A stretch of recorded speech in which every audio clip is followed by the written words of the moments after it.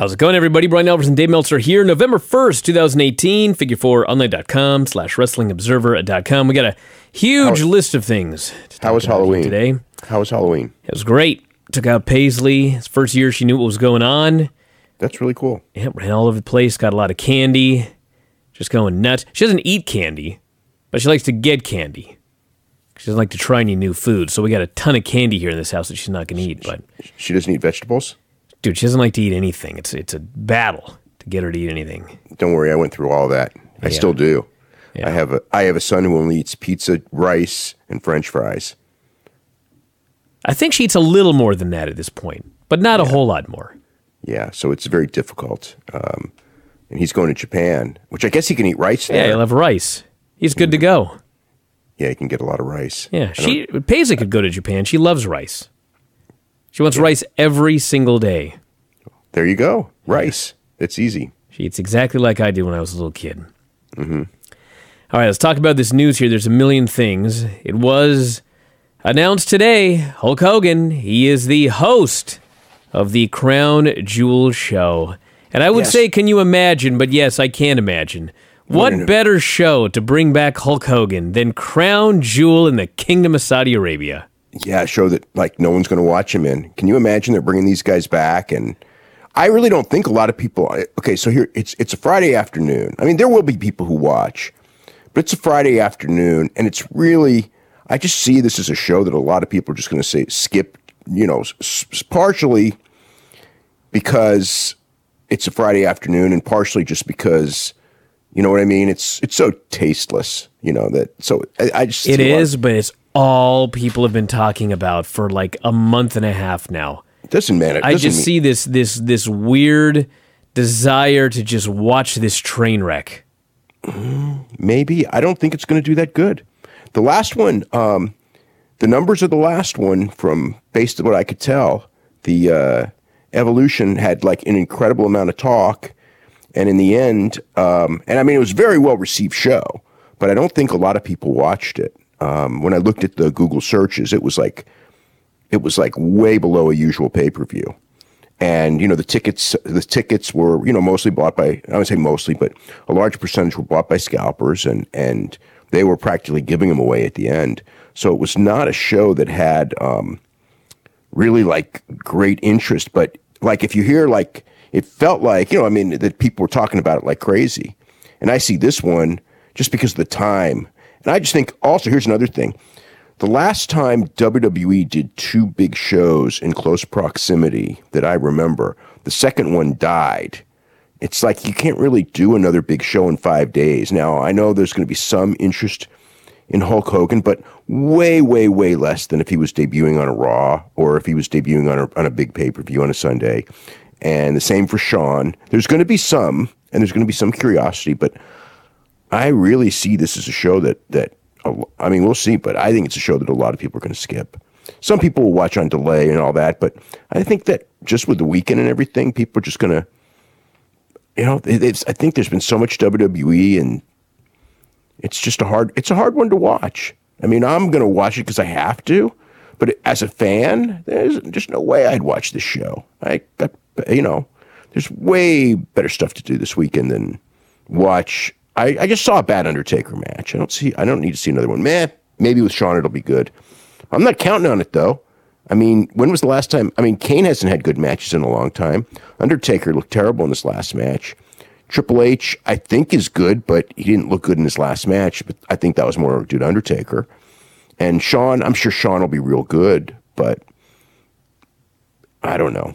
I'm not.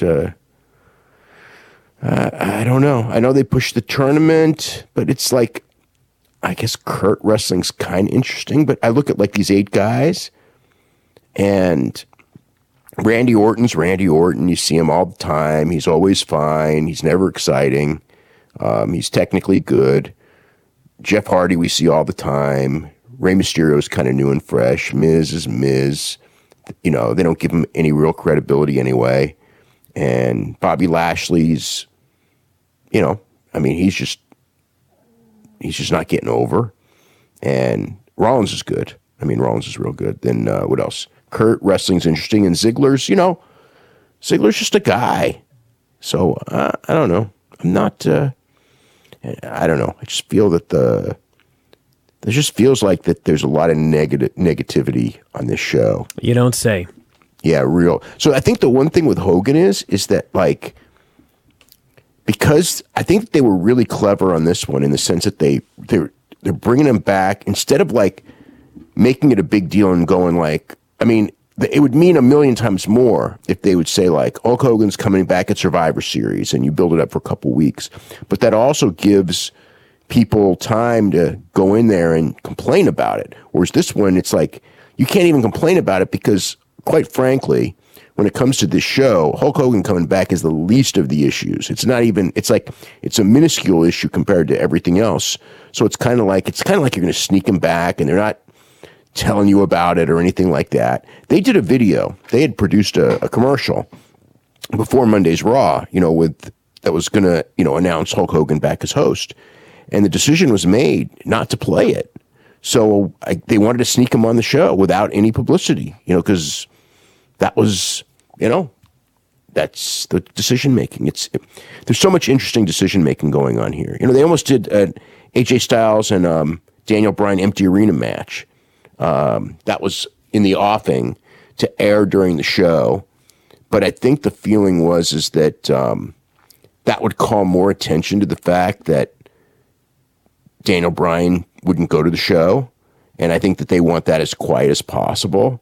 So they just did the angle with what they did on SmackDown to do it that way. But even as late as Monday, I think as late as Monday, they were still doing the empty arena match. There was talk of doing it live. There was talk of it being on tape. There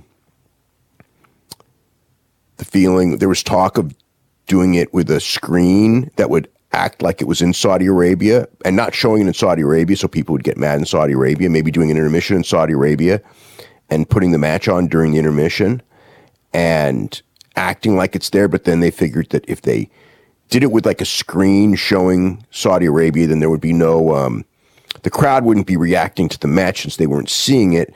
So it would be so obviously fake. So you couldn't do that. And then the idea of an empty arena match, in today's wrestling, I mean, empty arena match is probably going to suck because crowds, they've seen every move in the world. And the only thing that people get off on is the crowd getting off. That's what determines a good match now is, do you get the crowd going at a certain pace? Because it's not like you can do a whole bunch of moves and impress people because everybody does all kinds of moves. So an empty arena match is almost for sure going to suck. So there was that issue as well. So, yeah. So the Daniel Bryan deal was that, he told Vince he wouldn't come and everybody was told to be quiet and almost nobody knew. The match that, on the format sheet last night for SmackDown, I don't know who knew they were doing the match, but the format sheet did not list the match. The format sheet listed them having the thing in the ring, and then the idea was it was supposed to build for Friday and be left like that, as opposed to what they did. And there was for that 20-minute period where they had the match, 20 plus minutes, it was no match was listed. It was just said match. So that's how far Vince wanted to, basically not tell the writing team, not tell anyone about this. And obviously so the deal is it's going to be Samoa Joe in the match because they did the angle on Tuesday night. And Joe did a good promo. I don't know if that thing was a punishment for Daniel Bryan. When I watched it, I thought for sure it was. But since literally nobody knows, except for Vince, nobody knows, Well, I mean, one of the things is, if you're going to do the impromptu match on SmackDown, and you've been billing the match for the pay-per-view, I mean, if you do any sort of disputed finish, everybody's expecting, well, you got to do the rematch at Crown Jewel. So really the only way to get Daniel Bryan out of there and replace him with somebody else 4 days later or 3 days later or whatever, is you kind of have to just do a clean finish. Submission? When was the last time? Could have pinned him. When was the last time there was a submission finish for a babyface to lose on a television match in the first match of the series? for a real babyface. I'm not talking about Ron Killings or Ty Dillinger. Well, actually, I don't even think this is a series. I think it's over. Yeah, but I mean, so the whole thing of his comeback was to come in and build for a long build for him to lose a crown jewel. Well, they didn't even know about Crown Jewel when he came back. That wasn't the idea. The idea was to do a long series, to build to a series and get to that title series. And now I can't see you doing the title series. I mean, he just got beat by submission with a freaking calf crusher. I mean, and then Joe choked him out after. So, I mean, you couldn't bury a guy more. You really couldn't. You couldn't bury a guy more. I'm not saying that that's what it is, but well, they're also they're in a weird position too. I am saying that's what it is, aren't I? You are saying that, but they're also in a weird position because, okay, let's say you want to do a series with Daniel Bryan, okay? So you do the first match at Crown Jewel. The next pay-per-view is Survivor Series, but Survivor Series is all about Raw versus SmackDown, so you can't do the match then. So basically, you'd have to put it on hold until TLC. Well, TLC is going to be Daniel Bryan against The Miz, most likely. Well, then this has to be the end. No, it should be the beginning for something that you're building for early next year. In which case you would want, if anything, if you want to get heat on Joe, it's like you have Joe screw up the match. And that leaves an opening. Yeah, you can very easily do that. And I guess you could do that and have AJ just demand Joe on Friday instead of Bryan. But exactly. So it's a weird thing to have Daniel Bryan screwed, and then he's just not on the show where he was supposed to get his championship match in the first place. Yeah, but he's not on it anyway. Well, I mean, you don't have to look. You don't have to blow off the entire program. In fact, that's probably the last thing you would want to do is blow off the entire program in the first match. The thing that you would want to do is keep it open-ended, so you keep people, okay, we're not getting it, but we can't wait to get it again. Build anticipation, but you do the big heat thing for Joe. And the other thing too is again, he didn't have to choke out Daniel Bryan. I mean, you didn't have to do that. Just beat him again. Especially if you're going to do something with him later. You could go in there and have him choke out AJ because he's wrestling AJ. Daniel Bryan could sell on the floor. Daniel Bryan can go in and just, Joe could saunter out. I mean, I would not suggest Daniel Bryan beat him out, but he could saunter out and laugh at him, which is just as much heat as choking him out, really, because he's not, unless they're going to do a Daniel Bryan-Joe feud, and I suppose they could do that too later, but I don't know. I mean, again, I think that there's probably, I don't know. When I watched it, I thought, okay, it was submission clean in the middle. And I'm trying to think, when was the last time in a television match a top babyface lost by submission clean in the middle with no outside interference? And I mean, sometimes it'll happen in a blow-off on a pay-per-view, but very rarely. Very, very rarely. But it does happen. As far as in a television match, God, I mean, I'm sure someone would come up with something, but I can't. I mean, it's not in their playbook. So when it's not in their playbook, whatever. What do you think about the rest of SmackDown? It was a show. I thought that the match itself, I thought the match was great. I thought it was very good. I don't think it ever hit great. I thought it was very good, though. I mean, it was real solid. It just, something was missing. I mean, as far as the crowd, I think maybe it was two baby faces. You know what I think hurt the match, actually, is that it was in Atlanta, and in a babyface match, the psychology to make the match work is that the people have to get behind the challenger, and the champion has to play like that subtle babyface champion heel thing, because the whole thing is the chase of the title. But it didn't work here because this crowd, because AJ's from Gainesville, Georgia, the crowd was very clearly wanting AJ to win rather than Daniel Bryan. So I think it took the whole psychology away from the match.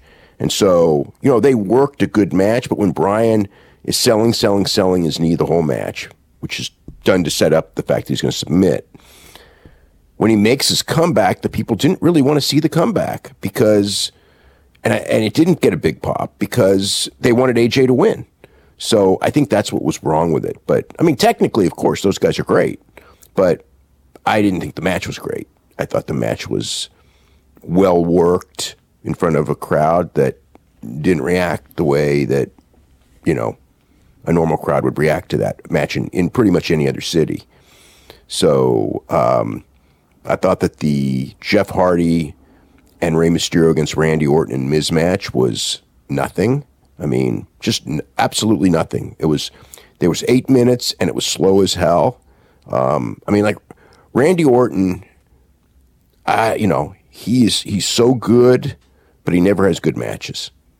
It's like everything he does is good, but he works so slow, and the crowd, like, they react to him because he's Randy Orton to a degree, but he's not getting, like, there was no great heat in that match at all. It was kind of like there, and, Rey Mysterio is very popular. He's new and everything like that, as far as his return and all, but, the whole match was basically just Randy Orton on Jeff Hardy, and we've seen that a lot, and it's never particularly good. It's usually just there.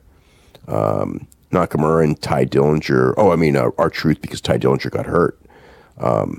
It's all right. It wasn't. I think the last time those guys were in was a lot more dynamic. What else was on the show? There was the Big E Cesaro. Oh yeah, Trigger Street fight. Hey, it was better than last year's. Yeah, I will say that it's better, but it's still,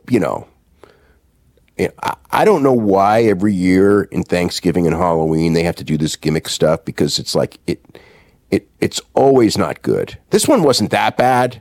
It was all right, but generally speaking, I think that they would have had a lot better match without the pumpkins and everything. It's like they're compelled to do this, and it's not like it draws or anything like that. Like, if there was some indication, and obviously the rating shows it didn't, but if there was some indication that, like, these gimmicks once a year, and they're not the only ones. TNA used to do it every Thanksgiving when they ran on Thursdays as well. The food fights and everything like that, and I don't know, just like, it just sucks. I didn't think this sucked, but I think Big E and Cesaro would have had a million times better match without taking once you're taking bumps in pumpkins, who can take the match seriously? It's kind of like, and especially for a championship feud. You know what I mean? It just turns them all into clowns. And we had the Becky Lynch segment. Excuse me. Yeah, she did a good promo. She did a great promo. She was really over.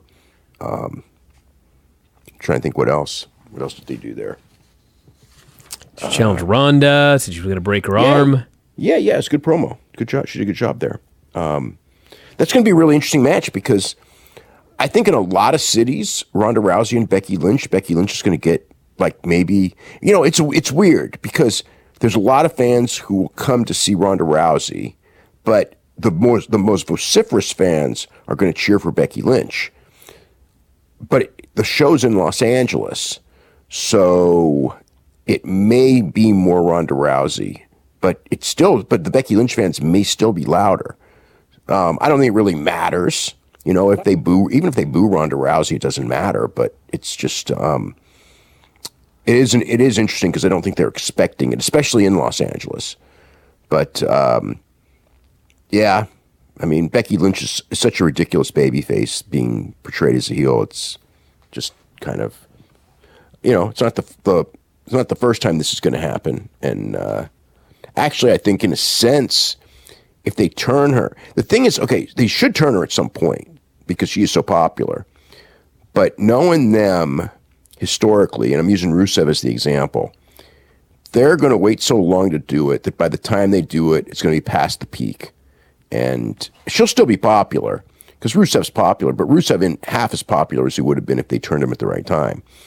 So I don't know. We'll see. But I kind of have that feeling that that's what's going to happen here, is they're going to wait, and they're going to pass the peak, and then they're going to way past the peak, and then they're going to turn her. She'll still do all right, but it won't be like if they did a double turn on that last show on Sunday, that would have been the peak, but they'd have to do a double turn, because she's still got to work with Charlotte, I think. Because what heels do they have on that brand that she could work with? because they turned Carmella, and that wouldn't be that good anyway. So who do you got? The Iconics? Or the Iconics, yeah. Mandy Rose and Sonya Deville. None of them. No one's going to care about any of that past any kind of a level at all. So you got to turn. Who else is there? Is there anyone else besides? You could turn Asuka. Yeah, been talking about that for a while. Yeah, you could do that. You could turn Asuka, and that actually would work. That would actually be really good. That might be the way to do it, actually. 205 Live. 205 Live. They had a good match with Mustafa Ali and Tony Nese. It wasn't as good as the AJ match, but it was a good match. And Mustafa Ali won, so he's the top contender. So they did a deal. I guess because of the way you do turns, it was really funny. So Cedric Alexander was complaining about he wanted a title shot, being that he was champion for however many days he was champion. He gave the number. He goes, I deserve a rematch. And Drake Maverick does this deal of that you've lost 3 in a row, which actually I thought was pretty good because like wins and losses matter. You've lost 3 in a row. You're in a losing streak. This isn't the time you should be getting a title shot. It's not the right time for you. It's not fair to the other guys. So you'll get your rematch, but it's like you'll get your rematch because I know you're going to turn it around and when you start winning and then you'll get your rematch. And he just was, okay, I'll turn it around, shook hands and left. So Mustafa Ali faces Tony Nese. Tony Nese is up for most of the match. He's destroying his ribs. So Ali's got his arm taped up and his ribs taped up from the match with Hideo Itami. So he Tony Nese tears all the tape off of the ribs, throwing knees and, kicks to the ribs and all that. And then out of nowhere, Ali gets the cradle. So Ali wins, so he's the number 1 contender. That match isn't going to be next week because next week Buddy Murphy's wrestling Mark Andrews. So I guess they're trying to save money by not flying too many cruiserweights to England. And it's amazing. All the money that they have, and they still think like that sometimes. Not that it matters. It's 205 Live on the network, and it's not even a highly rated show on the network. But anyway, the Cedric Alexander comes out, and he gets in the ring. And, it's like he's with his buddy Mustafa Ali, and then he grabs him, and everyone's he's going to give him a lumbar check for sure. You could see it in the crowd, and he doesn't. And he just raises his hand, and they hug and all that. But I think Cedric's about to turn. That's certainly what's teased, probably on Mustafa Ali. And what else? Grand Metalik is feuding with TJP, so they are going to do something with him. That actually could be a great match, like an absolutely great match. They had Jack Gallagher and Brian Kendrick. Brian Kendrick won that one. They're doing Drew Gulak tried to interfere. Tozawa stopped him, so they're built into that tag team feud. So they did that. Mixed Match Challenge was just complete nothing. They just do comedy. Ember Moon and Strowman always win. Strowman against Jinder and Alicia Fox. Strowman power slammed Jinder. And what was the other one? Charlotte Flair and AJ against Rusev and Lana, which was, they did like a chop battle. So Lana's chopping Charlotte and like she's pulling down her shirt to expose her chest, as much of her chest as she's allowed to expose. And Lana's chopping her and she's basically laughing it off, like just no selling it. She chops Lana and Lana's hurt really bad. Then AJ chops Rusev, who completely no-sells it. Rusev chops AJ, and he just goes down like he's shot. So then it comes down to Charlotte and Rusev, and it's like, okay, how are you going to do this one? Because he's not allowed to touch her. So she starts chopping him. He's laughing about it, not selling. He's about to chop her, and Lana, instead attacks Charlotte. And that does her a lot of good because Charlotte has her in the figure 4 and the figure 8, like within seconds anyway, or almost immediately. And, there's actually another spot that did that. That was when Charlotte did the moonsault to Rusev. And then she got the figure 4 on Lana. But Lana broke up the chop battle. But, yeah, that was that. not much to that either. I didn't think really that good of a show. I mean, other than the AJ match with Daniel Bryan, which was a good technical match, but the crowd kind of ruined. I won't say ruined it, but didn't help it any. It was just a show. Ratings wise, big disappointment. I mean, last week they went against the World Series, so the number made sense that they got. This week, no World Series. They did almost an identical number. In fact, under 35, they were actually down from last week against the World Series. So, and this had, granted, nobody knew that you had the AJ Daniel Bryan match until it started, but it's still, this was a real disappointing number for them for the Tuesday. The Monday was all right. I mean, and also it was the first show coming off the pay-per-view, although I don't know how much that pay-per-view helped by Tuesday. I think the pay-per-view, I'm not sure with the Raw rating, because the Raw rating had a real big first hour and then collapsed. So I'm not sure if it's the curiosity over Roman Reigns or the curiosity off the pay-per-view. But whatever it was, there were more people who tuned in the first hour than have been tuning in for the first hour in a while. But after the first hour, the first to second hour drop was the biggest of the year. So they were not interested they were not there to see 3 hours. They were there to get a question answered or find out something, whether it's, and I'm not sure what it was. I mean, I would guess it's probably more Reigns than anything else. I think that, they left the show last week with a lot of curiosity, and they didn't stay for they were plugging the Dean Ambrose, Seth Rollins thing, and the people didn't stay for that. So it's clearly not the Dean Ambrose, Seth Rollins angle. But the Roman Reigns thing's real. So I think that they were maybe hoping they would get more information, and there probably isn't going to be more information given for a long time. So next week, I don't know. They should get a bump from the pay-per-view again. I'm not sure that they will this time. How about the stock? Stock bounced up again. It was up to 72-ish. So it's up a lot from before, but still way below what it was, before Thursday when it started dropping. So the market came up too. Let's talk about this New Japan show, the tag tournament ongoing, and I guess, is there a show going on right now as we speak? In a couple hours. Yeah, the last one of the tour. So it's going to be Sho and Yo against, I keep forgetting who it is. It's Saban and Kushida.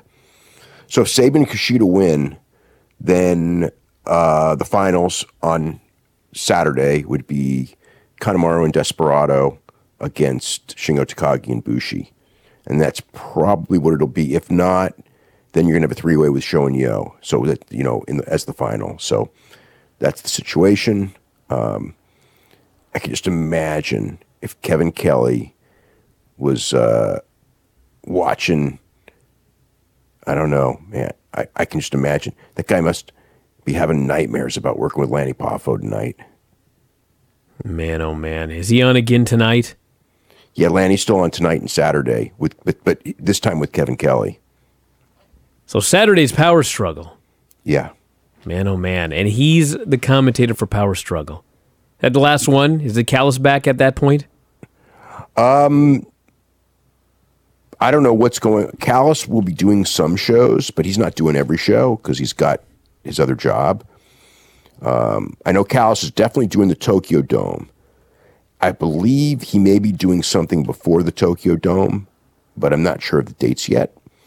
But there will be, they're doing all the, I got to figure that they're going to do a lot of tag team tournament shows. And he ain't going to be there. The most Callis is ever going to be there for is maybe 2 days in a row or 3 days in a row. So he can't do complete tours. So they're still going to have somebody else, but they can do Rocky. And really, if Callis isn't there, Kevin Kelly and Rocky Romero, they were great at the end of the G1. Yeah, they were a great team. Yeah, and Chris Charlton is the thing with Chris Charlton is that like he's so knowledgeable, and it's like right off the top of his head knowledge. You know what I mean? It's like I bet you he doesn't even have to study. He just got it in his head. It's like he's amazing actually, but he's got to be. You know, he's not a play-by-play guy, and he's got to be there in a situation where he picks his spots, gives his information that's relevant, or comes up with that. Sometimes he'll say things that are, you know, really quite dramatic, and say those things, get in and out. But, you know, on last week, he was having to carry, you know, one guy who was okay. I wouldn't say good, but he was okay. And one guy who was dreadful. And by him doing so much trying to carry it, I just thought the whole thing was just like, it was like you're watching a major league promotion with like just a minor league presentation. That's how I felt. I just thought it was terrible. You know, I mean, like the action in the ring is great, and it just wasn't professional to me as far as announcing goes. I really, you know, you really learn to appreciate Kevin Kelly when you see him not there and these other guys trying to fill the slack. You know, I mean, Don Callis is different. I mean, you know, it's like he's really good, but when he's not there and Rocky Romero's there, it's like, yeah, you miss Don Callis, but it's not like it's, you know, it's not like it falls apart. It's just lacking him. Take Kevin Kelly out and the whole thing it's like it falls apart. Now, perhaps Callis could work with somebody else and it would actually be good. But the guy's still got to be up to speed. And the problem with New Japan is it's like, number one, it's a specialized audience. So you have to understand how to talk to that audience. Just doing sports, you know, whatever, is really, you know, just doing normal pro wrestling announcing really isn't good, because you got to talk to an intelligent audience, not a casual audience when you do that thing. And they kind of, you know, based on trial and error, they've kind of figured it out. Somebody else who's just walking in, they're not gonna be able to figure that out. They're barely going to know New Japan. I mean, so anyway, but yeah, Callis is in for, you know, I mean, they definitely wanted him back. I mean, that's for sure. They wanted him back. I don't know if it's Jericho. I don't know what it was, but it went from him being gone to, oh my God, we got to get him back. We got it, you know. And this was actually, and you know, they made the deal before Lanny had his first show, so it's not like, oh my God, like if they did it after this weekend, I could see it, but they did it before this weekend.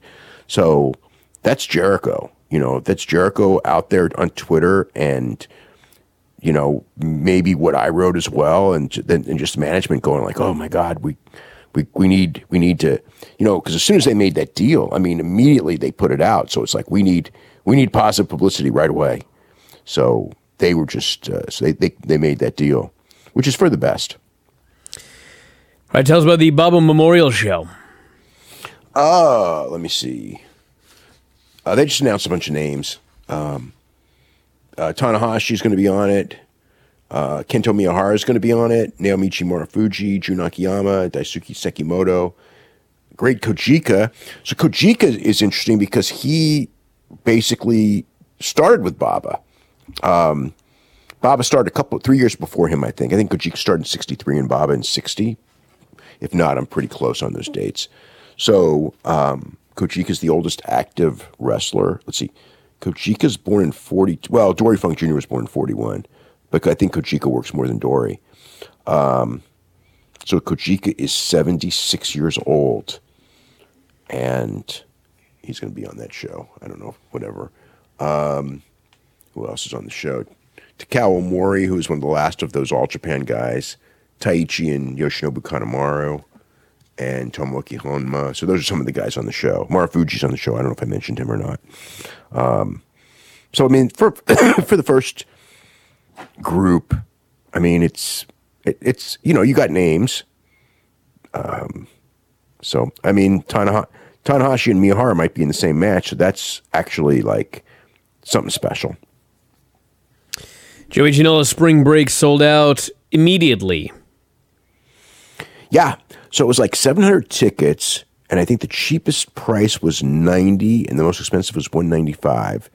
So this was, except for like All In, I think this was the biggest like real independent gate. You know, if you like real independent, because the biggest independent gates are PWG, and they're 600 tickets at like, they probably average about 90. I think it's the top prices. I think that they may do as much as 110 for front row, but the rest of it's like 90. But this is they had this one had 195 front row, and then the front row balcony was like 190. So I mean, they had, you know, yeah. I mean, I remember when we were there the last time, and everybody was in line for the Joey Janela Spring Break show that we didn't go to.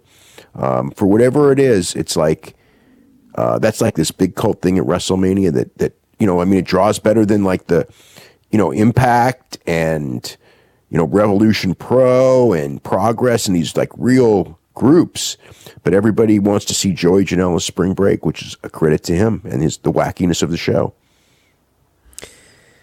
The Jericho Cruise. What excitement have we missed here on the mainland?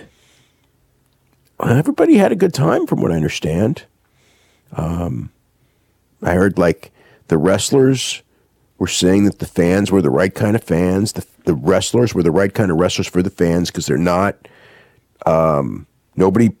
I don't want to say nobody, but the reaction I got is that nobody played, you know, like stuck up, I'm a star. Everybody was really friendly to everybody. Everybody had a good time. I heard nothing but good. Sounds like All In.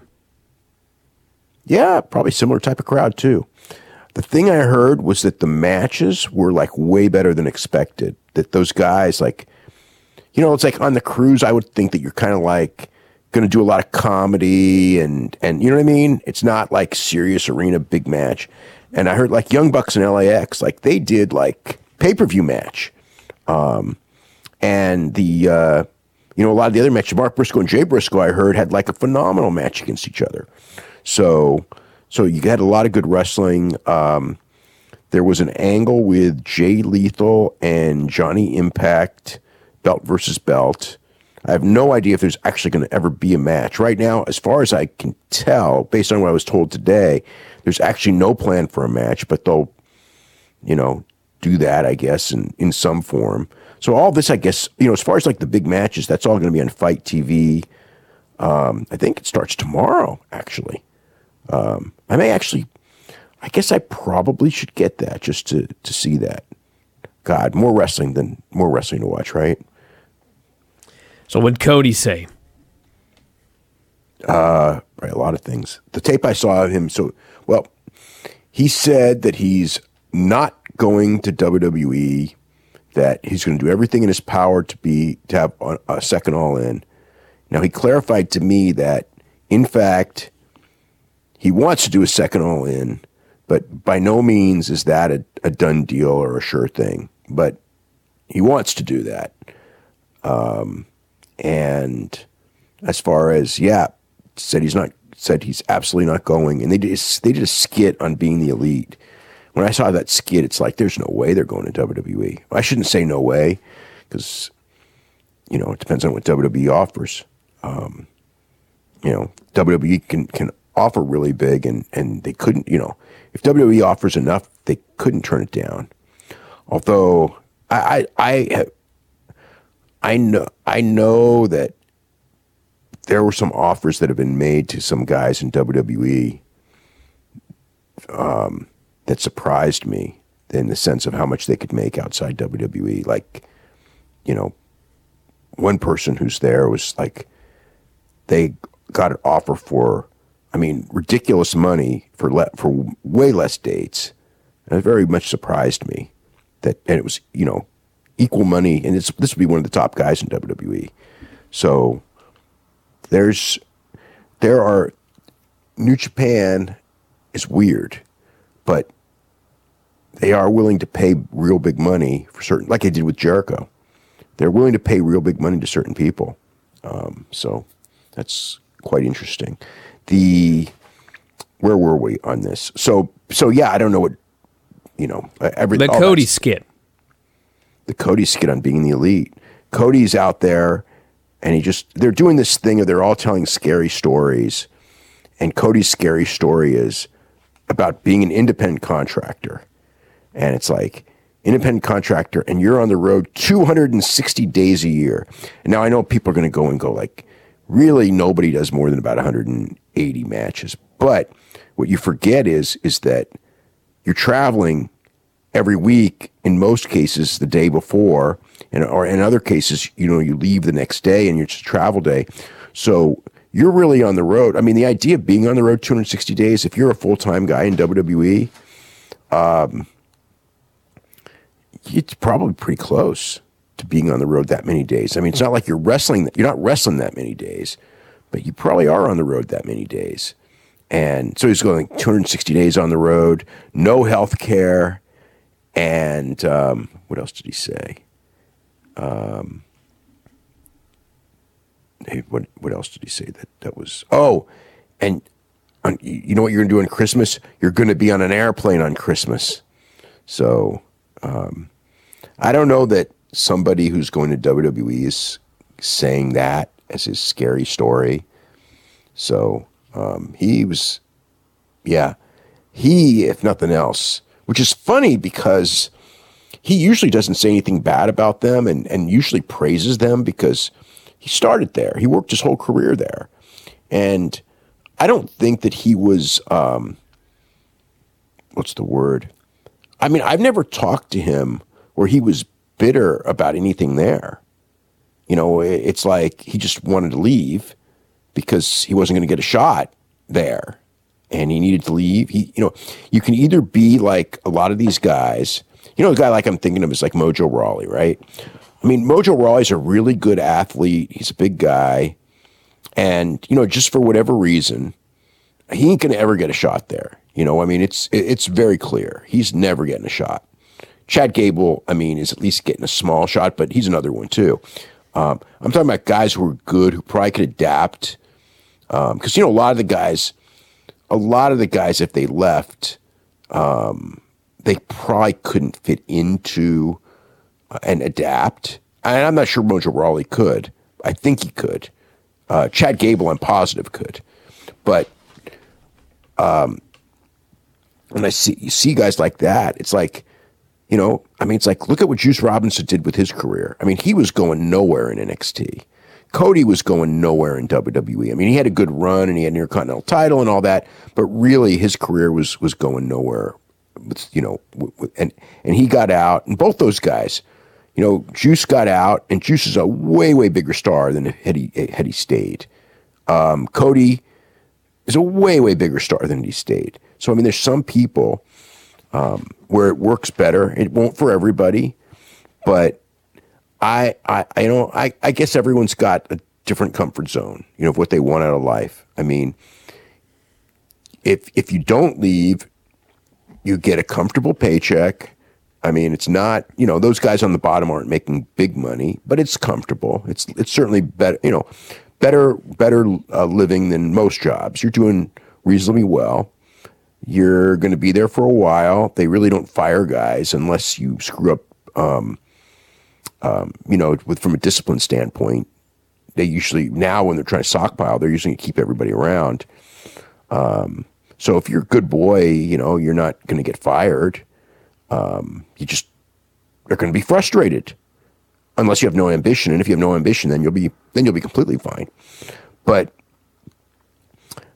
I think that, I don't know, if you've got the urge to be a top guy and you have any confidence in your own ability, the fact is you're not going to starve on the other side. If you're that guy, those guys. I mean, there's some guys, who should never leave WWE, and most of them shouldn't.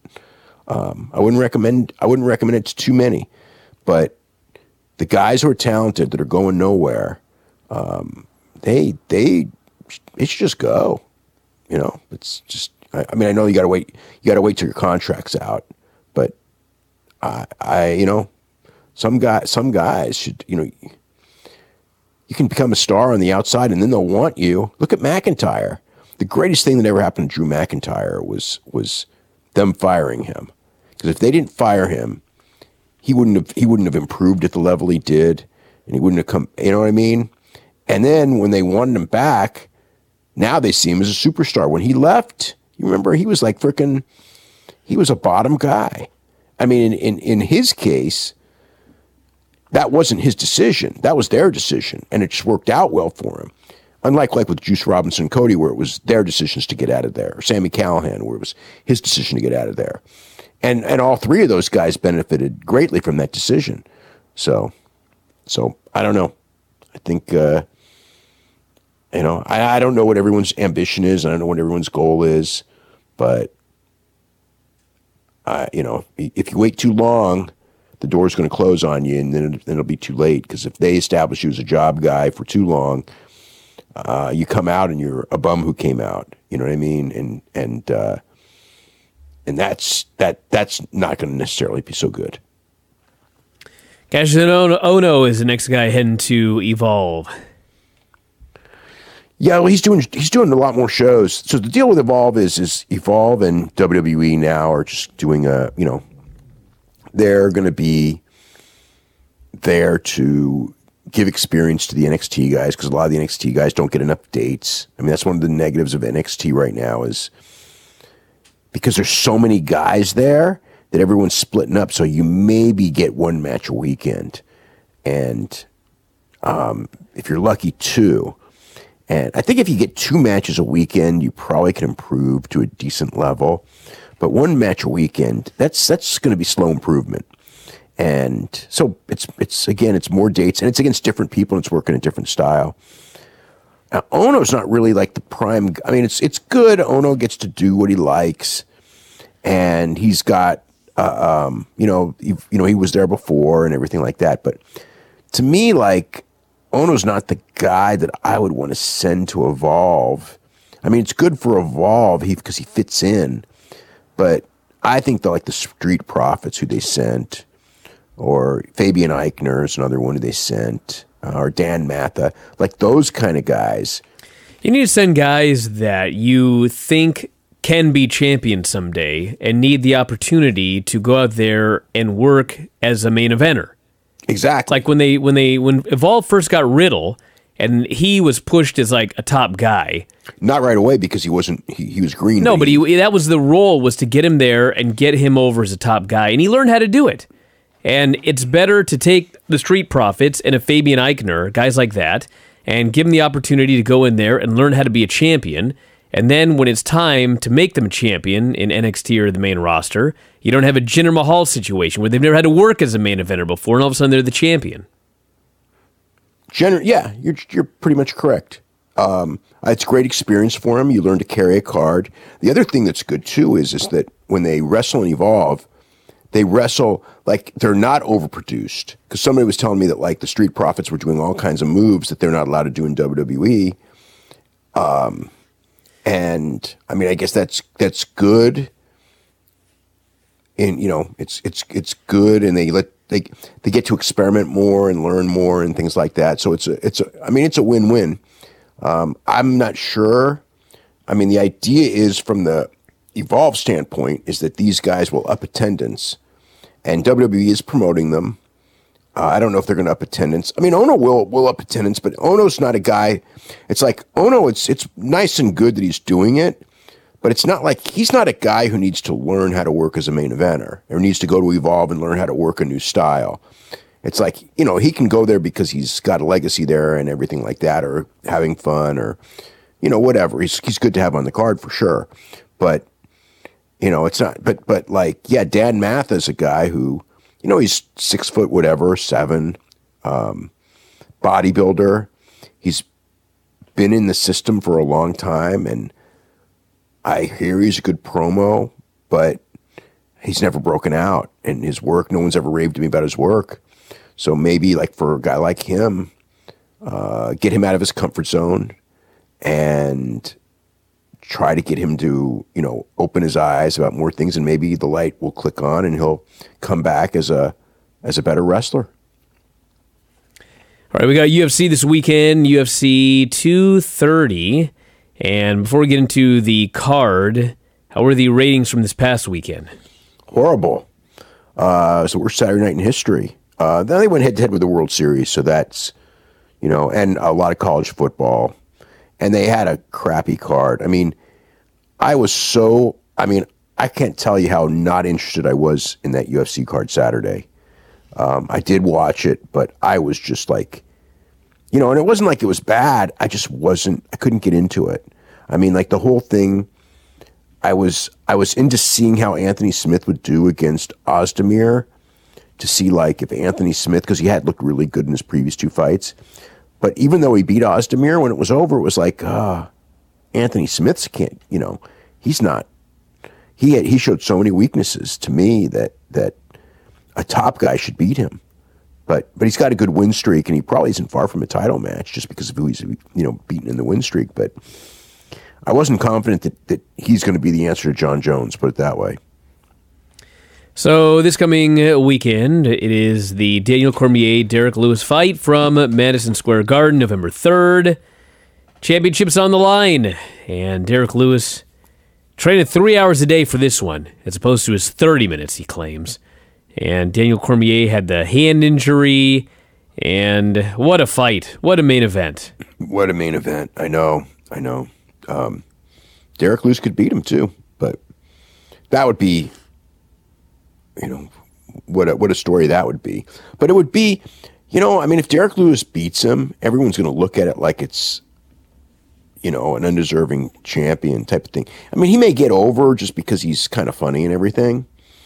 But, yeah, put it this way. If Derek Lewis wins and they put Derek Lewis against Stipe Miocic, I think nobody expects Derek Lewis to have a prayer in that fight. Well, I mean, he's got a prayer because he's got the one-punch power, but... he's so slow and he's not in good shape, and Stipe should just like destroy him. Cormier, if Cormier was like fully functioning and his hand was good, I think that he beats Derek Lewis, 95 times out of 100. But because the other 5 times he'll tag him. But with a bad hand, I think that, it's a closer fight. Also in the card, Chris Weidman, Jacare Souza is the semi-main. Luke Rockhold off the show. Yeah, so that's all up to Weidman. Weidman with a win. I think if Weidman wins, then Weidman should get the shot at the winner of Whitaker and Gastelum. He already has a win over Gastelum. I'd like to see him in Whitaker. It's a good fight. So... Souza, this is do or die though. If Souza beats him, I think that's it for Weidman as far as being championship contender. Also got Jared Cannonier, David Branch. Yep, David Branch should win that one. Carl Robertson, Jack Marshman. Well, that's just a fight they're putting on the main card. There's better fights than that. And Derek Brunson, Israel Adesanya. That's the main card. Yeah, Israel Adesanya and Derek Brunson's a big match to me because Israel Adesanya is unbeaten. His stand-up is like his timing and things like that, and his stand-up is really, really good. You just don't know. Like, I just get the feeling from him that a top guy who is a strong wrestler is going to give him some trouble with the wrestling end of it. The stand-up, I mean, he's pure stand-up. I think he's going to do well with almost anyone. So this is the real test. The last fight was a test for him, and he passed with flying colors. This is another test. So that's a big fight. That's an intriguing fight because Adesanya wins, and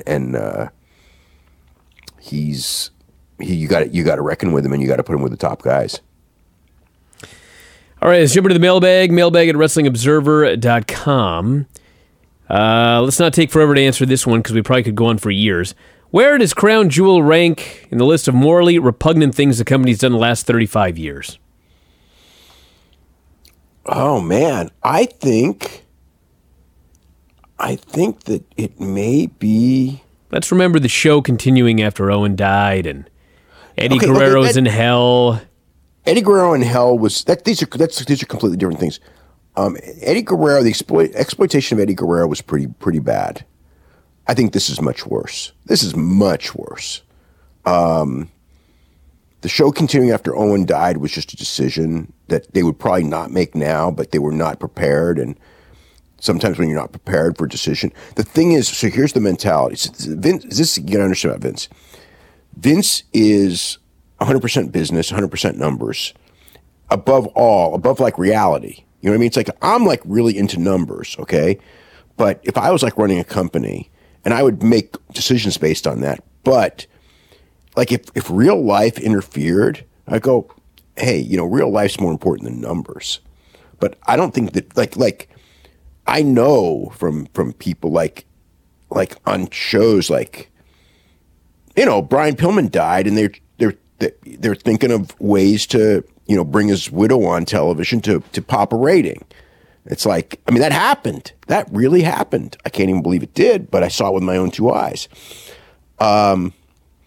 So like, that's not how like a normal person would think. So like this decision for Saudi Arabia, that's how Vince would think, because some guy got killed. Doesn't matter. The guy who's bringing us in ordered a hit on some guy, but it's money. It's money. You got to go with the money. So that's what we got there. But like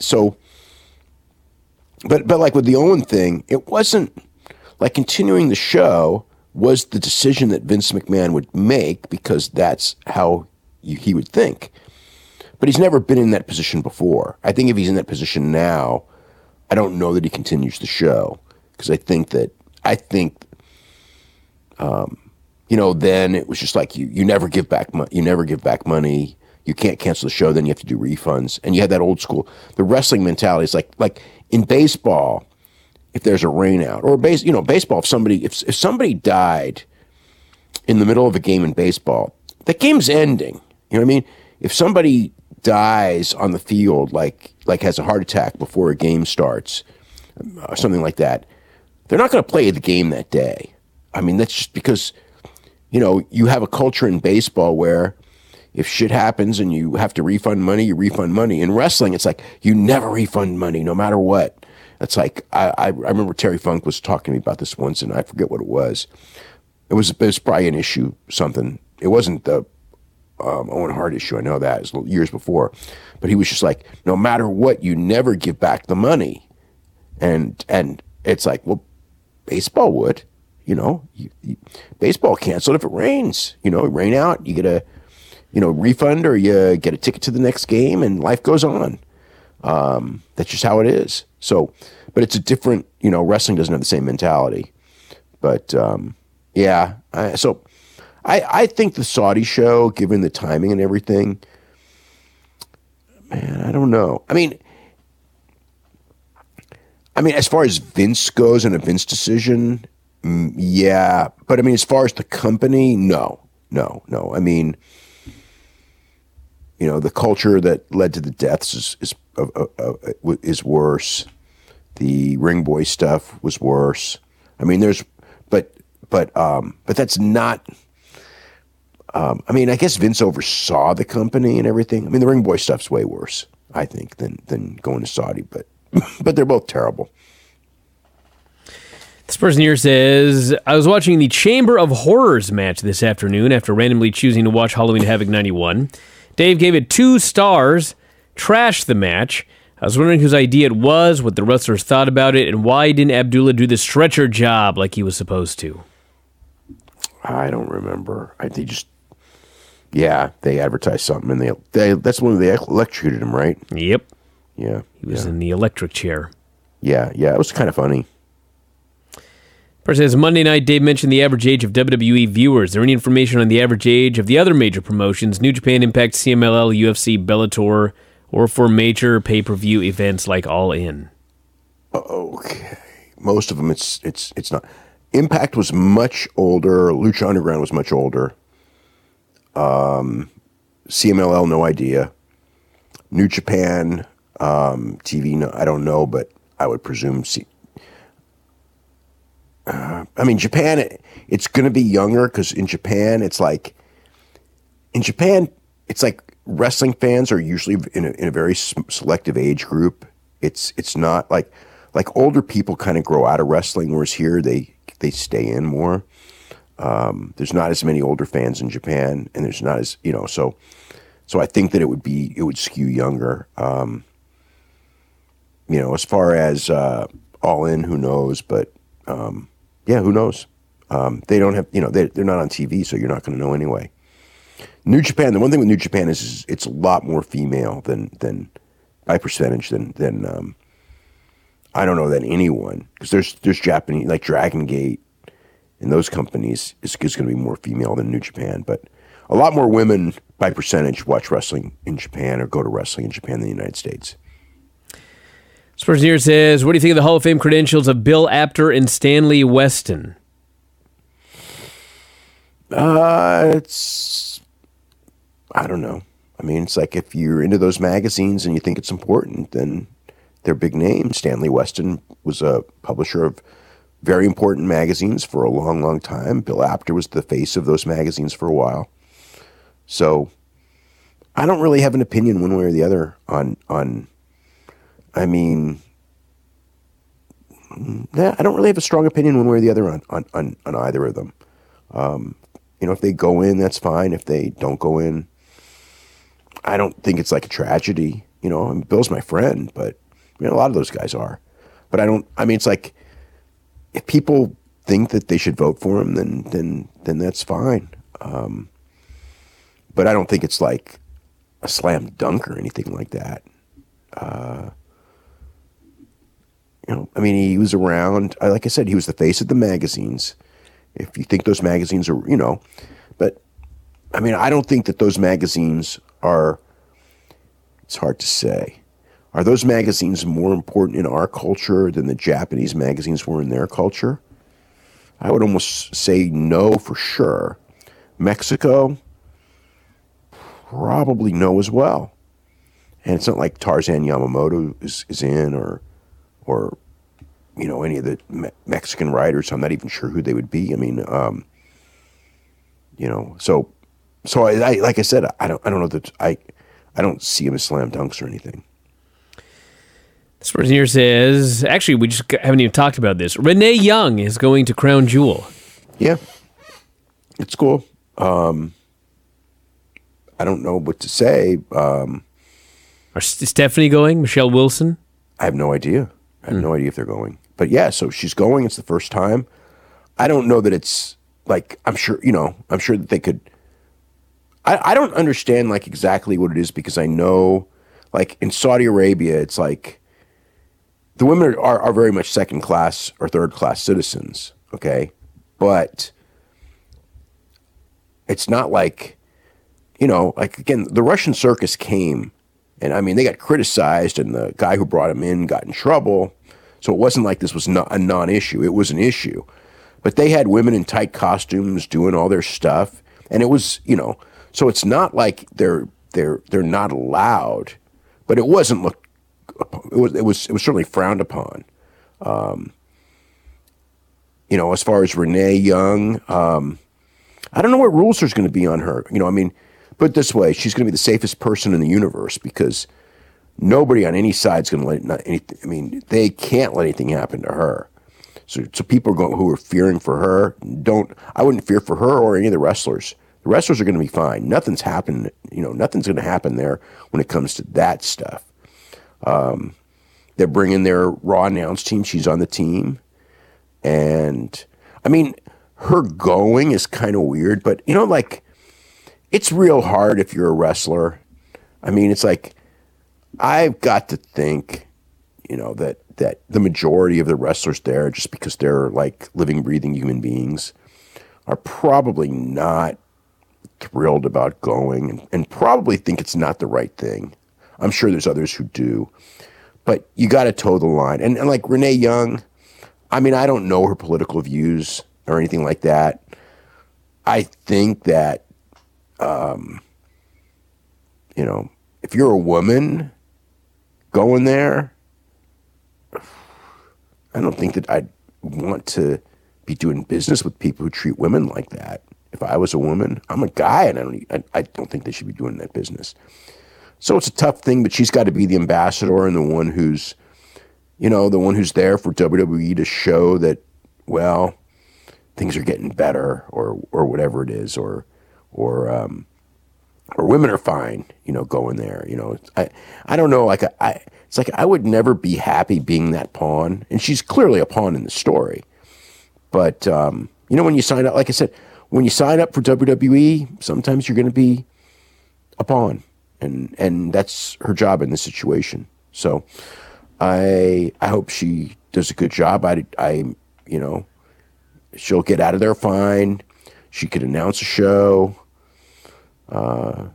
That's about it. I don't see it as any breakthrough, because it's so obvious why they're doing it. Everything's, but, hopefully she does a good job. All right, everybody, on that note, we're going to wrap it up for today. The New Observer is up on the front page already, so head up there and check that out. And we got a lot of shows coming up, a lot of big stuff this weekend, so all of it's up on the front page. And that is it. We will talk to you again after a while.